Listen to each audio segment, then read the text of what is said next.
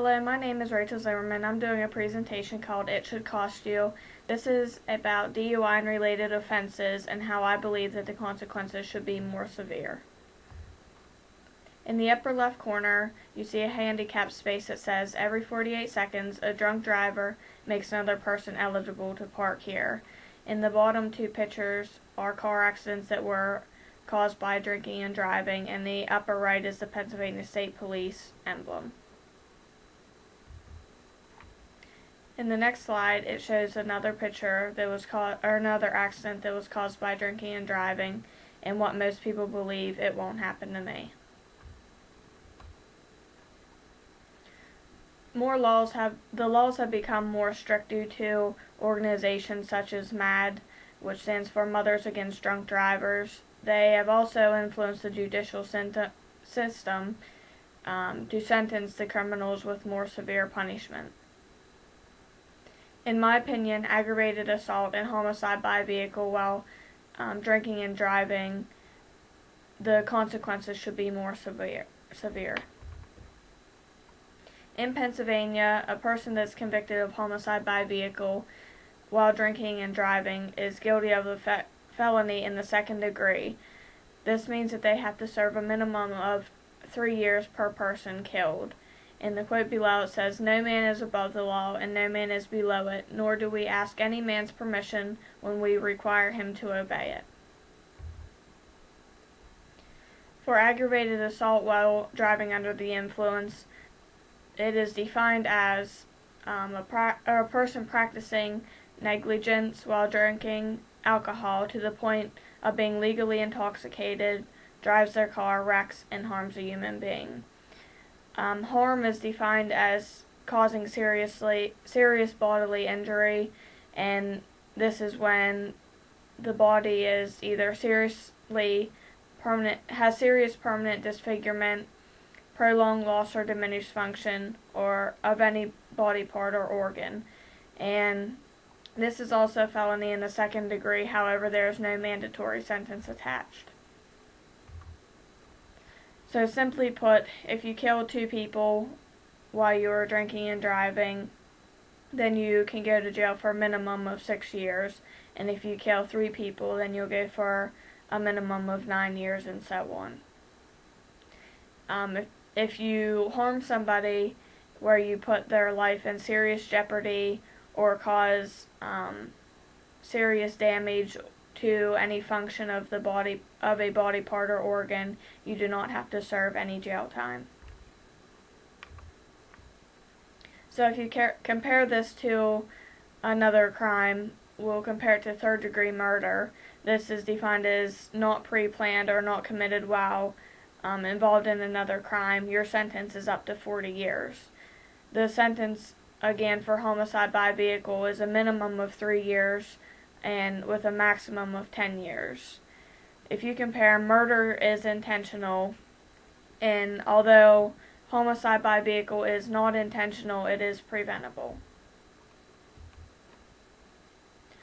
Many groups have formed to come up with solutions for drinking and driving, to have a support system for those who were affected by drunk driving accidents, help prevent underage drinking, and again, make the laws more strict when alcohol is involved.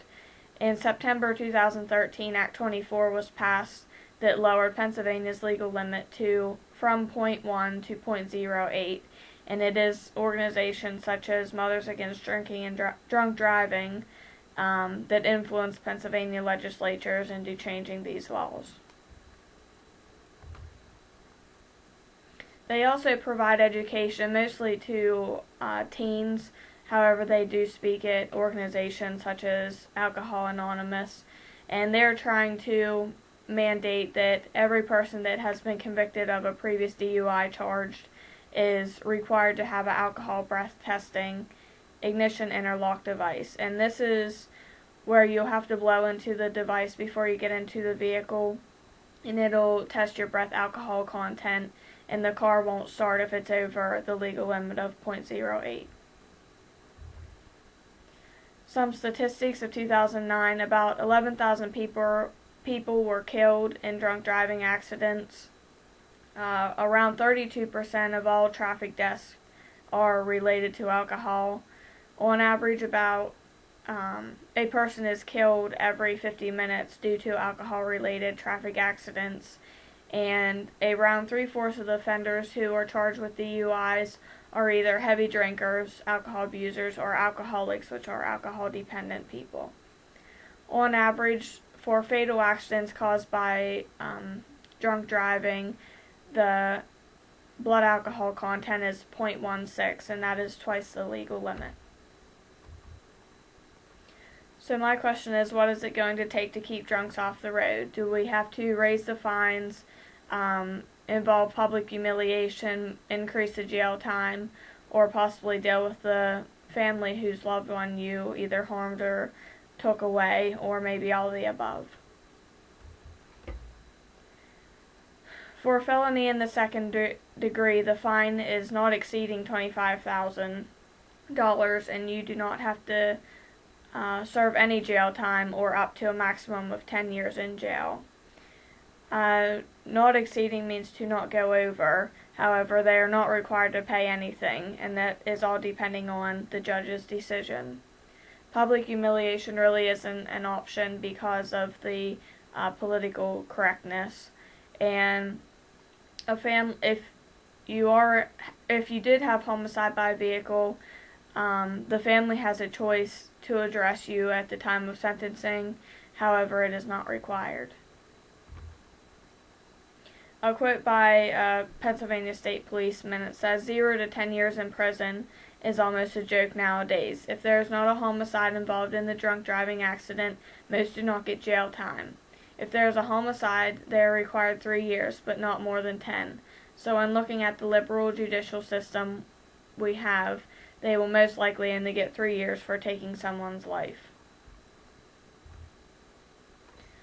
My question is, would you take the risk if you were required at least 15 years in prison for each person that you harmed or killed in a drunk driving accident? If you were mandated to have public humiliation, such as standing in town square with like a sign that says, I killed a person while drunk driving, or I ruined someone's life because I was too irresponsible to ask for a ride. If you did just recently kill someone while drunk driving, would you want to go meet the family? Most people would answer no to that question. And this is because people do not want to face that family grieving, nor do they want to face reality of killing or disfiguring someone. And what I believe is, if you made the choice, you can deal with the consequences. Most people don't realize how much their decisions and actions affect other people's lives, or how much one decision can change numerous people's lives. And these are also 2 quotes from a state policeman that says, imagine a knock at the door at 3 in the morning, and as you open the door you see 2 state policemen standing outside your home. The looks on their faces tells you immediately that something is wrong. The words that come out of their mouth are, sir and ma'am, I have very bad news. Your son was killed in a motor vehicle accident by a drunk driver. He also quotes, having to do that and saying these words to their loved ones is the worst job that any Pennsylvania State policeman has to do. Thinking about the many times I've had to deliver this message still to this day gives me chills. So not only are you affecting the family and the friends of the person you've harmed or killed, you also are affecting the state policemen, the EMTs, and everyone that was involved in the accident. So if you put it together, I believe that a person should have to serve at least 15 years in prison for killing and harming a person. Public humiliation in front of either your town or a large town or city, paying almost $250,000 in fines, and having to meet the family of the victims and coming to realization of the pain that you have put them through. I think if people realize the consequences that may happen, they won't just think it won't happen to me. The laws for DUI, just DUI by themselves, the first offense is a minimum term of 6 months probation, a $300 fine, attendance at alcohol safety school, and also you have to complete any drug or alcohol treatment required by your probation officer. For the second offense, you'll have to go to jail for a minimum of 5 days, a fine not less than $300 but no more than $2,500, and again, attend alcohol safety school and completion of any drug or alcohol treatment that your probation officer requires. And these penalties are only strictly for offenders whose blood alcohol content is greater than 0.08 but less than 0.1, and this is otherwise known as general impairment.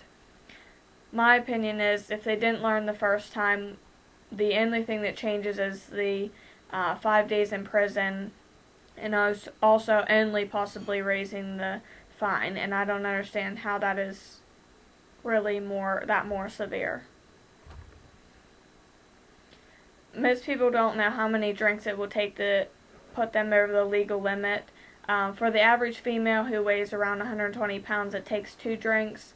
For the average man who weighs around 180 pounds, it takes 3 drinks. And it takes approximately 40 minutes to just take off 0.01 from your blood alcohol content.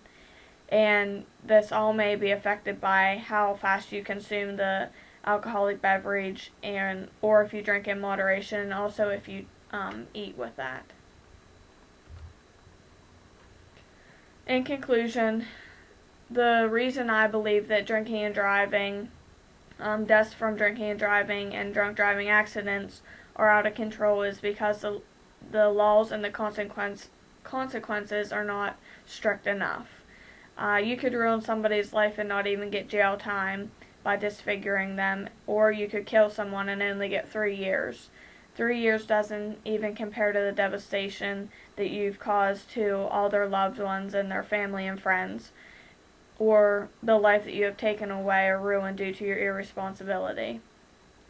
Aggravated assault or homicide by vehicle while drinking and driving is preventable, and if people would be responsible with their actions, I believe that the frequency of accidents would be greatly reduced.